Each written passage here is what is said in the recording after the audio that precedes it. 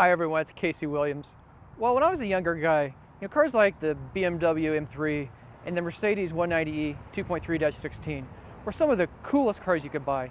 Here you had these little sports sedans, tight handling cars, rear drive, and drove like sports cars. But they were also easy to drive. You had suspensions that would soak up rough pavement like an iron sponge, and you could drive the car every day and still enjoy it. Well, the Germans seem to have decided not to build those kinds of cars anymore, opting for something that's either very expensive and overcomplicated, or cars that are really kind of over-glorified compacts. Well, Cadillac, ironically enough, seems to be the last automaker really wanting to build those cars. And the car we have today is a great example of it. It's a CT4-V. Let's go have a look at it. Well, compared to some of the overdone nonsense I've seen from some of Cadillac's competitors, it's really kind of refreshing to see Cadillac build cars for grown-ups. I mean, the car is sporty, it looks fun, but it's an adult's car, and I think that's really cool about it. There's some black plastic, and I think on the lighter colors, the black trim for the V Series, it kind of sticks out, looks just a little bit cheap. But with the evergreen metallic paint, I think it looks really, really nice. Green metallic paint on cars has become kind of cliche, so I think unless it's actually a British car, British racing grade, you stay off of it. But this is a nice shade of green, it looks really good. And the black, if you didn't look close at it, you wouldn't even notice there's a difference in color. But I like this. I like the mesh grille with the V Series, mesh down below, LED headlamps, and of course, being a Cadillac, vertical lighting elements just really sets it off. But I think the front looks sporty, looks aggressive, but it doesn't look like a child's toy. Looks very nice. Come around the side, I really like the profile of the CT4. Might actually be my favorite Cadillac design. You look at it, it looks like a Cadillac. It's a compact car, looks fun, looks sporty, but you know who builds it. The wheels, 18-inch wheels. They could have gone with 20-inch wheels, 21-inch wheels, but that just made the car brutal to drive. So it's a very reasonable compromise. It has summer tires on it. This car has all-wheel drive, so it can handle well. Summer tires, if I was going to drive it year-round, I'd put some all-season tires on it, or even get a set of winter tires for it. But again, looks really nice. I like the red brake calipers. Down below, again, the rocker moldings in black just really sets it off. Black around the windows, again, instead of chrome. Just really nice. Smoke the tail lamps. Just real subtle, elegant differences between a non-V product and the CT4-V. Come around the back, nice subtle body color, lip spoiler, quad exhaust outlets, some more black trim. And I really like the back of this car. Again, some of the Cadillacs, too many horizontal elements on it. This looks very nice. Kind of get that hint of fin this way. Just, you know who builds this car when you see it, and I think that's what Cadillac needs to do. And for a car this size, a nice big roomy trunk too. Definitely get all your luggage in here. Back seats fold down if you need additional space. Well, I have to admit the interior of the CT4-V kind of reminds me of those old German cars too. There's not a lot of color in here. It's a lot of black. It's definitely just down to business without a lot of glamour. But I think that's okay in a car like this. I mean, you don't need a lot of nonsense going on inside the interior. I do like the brown stitching. It's very nice. Brown stitching here on the seats as well, here on the console. So nothing feels cheap. I mean, it all feels well made. It feels very nice. But again, not much color inside of here. But what it is in here is, like I said, I like it a lot. Nice thick leather wrapped steering wheel. I like the perforations in it. It just feels very nice. It's a heated steering wheel. The seats remind me of some of the old BMW seats. They have manually adjustable lower seat extensions. Very easy to use. Seats are very cushy. Again, feel very BMW. A lot of power adjustments. You can adjust the lumbar support, and you can also adjust the bolsters. You can adjust them in and out depending on how you want to drive the car. I think it's all very nice. Infotainment controls. Again, some of the German cars now, big glassy displays, reconfigurable dashboard. You don't need all that. It's nice, but you don't need it. This is very simple, works very well, very easy to understand. Analog gauges, but you've got a digital speedometer readout. There's a section in the top of the dash that gives you all the information you need. That works out just fine for me. Touchscreen here, you can scroll through it. Much easier to use than the old Cadillac Q system used to be. You can scroll through it. You can also direct tune things. Easy icons down below for music and your phone. Climate control as well. That's there. Proper volume knob here.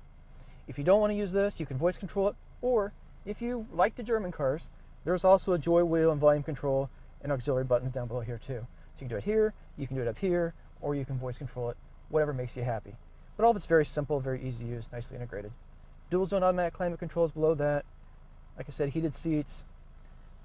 This has the 14-speaker Bose audio system on it. It's got rain-sensing wipers, pretty much everything you need, and a full suite of safety equipment. So you've got adaptive cruise control, forward collision alert with auto brake, lane keep assist, blind spot warning, rear cross path detection, everything you need to stay safe. Again, I think if there's any complaints about this car, a lot of black inside of it, but hey, who really cares? When you drive this car, you're not going to be worried about what color the interior is.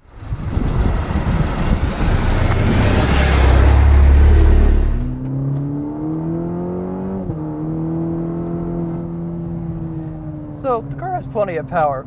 I've seen some reviews where they complain it's not a real V series. It's got all the power it needs. It does 0 to 60 in 4.5 seconds. That's fine for a car like this. It certainly blows away, most any other cars that you're ever going to buy. The only thing is, unless you're comparing this to something that's 600 or 700 horsepower, which is ridiculous anyway, the car's got plenty of power. So let's talk about the engine. It's essentially the same engine that comes out of the Chevy Silverado. It's a 2.7 liter turbocharged 4-cylinder, delivers 325 horsepower and 380 pound-feet of torque. It's got a 10-speed automatic transmission. I think shifts pretty crisply, gets the power down. In the V series, we've got all-wheel drive too. So you've got the right engine, plenty of power, plenty of torque. The transmission likes the engine quite a bit. They work well together. And then you've got all-wheel drive to top all that off. So you got everything you need to get this car down the road. And then, like I said earlier, even in the wintertime, take the summer tires off, put some snow tires on it, and you got a car that'll get you back and forth to work, even when there's quite a bit of snow on the ground. So it's just a very well-balanced car and powertrain. I think it works out very well. Fuel economy, not bad for a car like this. 20 miles per gallon in the city, 28 miles per gallon on the highway. So plenty of power, plenty of performance, and reasonable fuel economy too. But this car's got some other tricks up its sleeve, and some things I really like about this car over some of its highest-strung competitors. The suspension. General Motors chassis engineers don't get enough credit. They are really, really good at their job, and this car feels really balanced. The steering feels light. Kind of that rear drive feel to the car.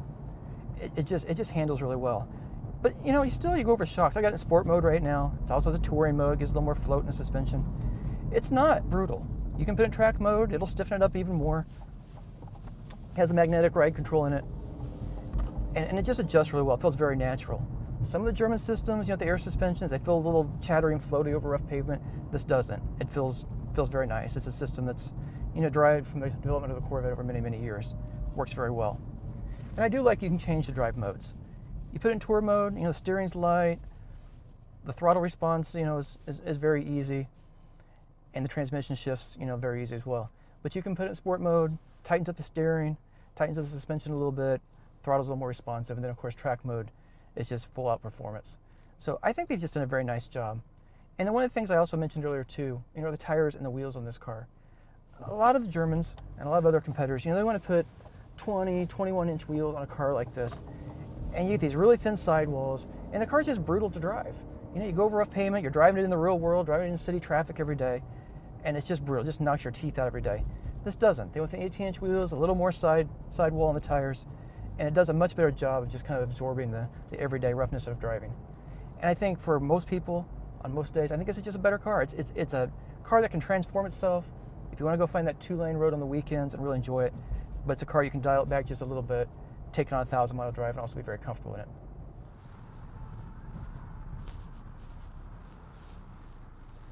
Cadillac should be very proud of the CT4-V. It's the kind of car the Germans used to build, but seem not to want to build anymore. It's a car that feels lightweight, it's rear drive, handles well, very well balanced, plenty of power, and there's just nothing overdone about it. It's just a nice, understated sports sedan. It's a car you can enjoy every day. I really like this car quite a bit. So let's talk about price. Well, the CT4 starts under $35,000 with the base 2-liter engine. This one, with the 2.7-liter and the V package on it, you're looking at $48,610. And at that price point, I think it's a pretty good deal. Well, next week on another fun car. Till then, storm forward.